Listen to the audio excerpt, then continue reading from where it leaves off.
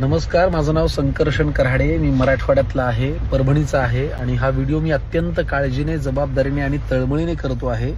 मी गेल्या काही दिवसांमध्ये बातम्यामध्ये आणि व्हॉट्सअपवरती येणाऱ्या व्हिडिओजमध्ये मराठवाड्यातली पूर परिस्थिती पाहतो आहे. ज्या पद्धतीने उभ्या राहिलेल्या पिकांमध्ये कमरे एवढं पाणी शिरलेलं आहे, त्याच्यामध्ये सोयाबीन, कापूस, बऱ्याच प्रकारची पिकं आहेत. सगळी म्हणजे वाया गेलेली आहेत. शेतकरी हातातोंडाशी आलेला घास शेतकऱ्याचा गेलेला आहे आणि हे फार फार फार क्लेशदायक आहे. आता मी मुंबईत राहून तिथे येऊन तर काही मदत नाही करू शकत, म्हणून मी आज सकाळी परभणीच्या माझ्या जिल्हाधिकारी साहेबांशी बोललो, कलेक्टर साहेबांशी, आणि त्यांनीही तात्काळ तत्परतेने मला एक नंबर दिला. मी माझ्याकडनं फुल न फुलाची पाकळी माझ्या परभणीसाठी, माझ्या मराठवाड्यासाठी जमा करण्याचा प्रयत्न करतोय.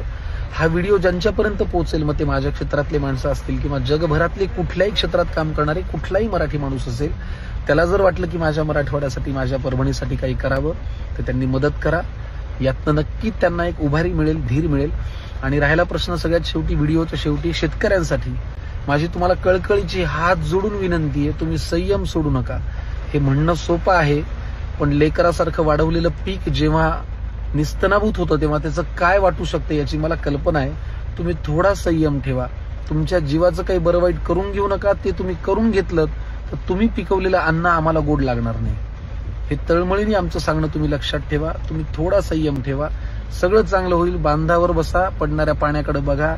पुढच्या वर्षी हेच पाणी तुम्हाला साथ देईल, त्रास देणार नाही. हा माझा शब्द तुम्ही लक्षात ठेवा. थोडा धीर धरा.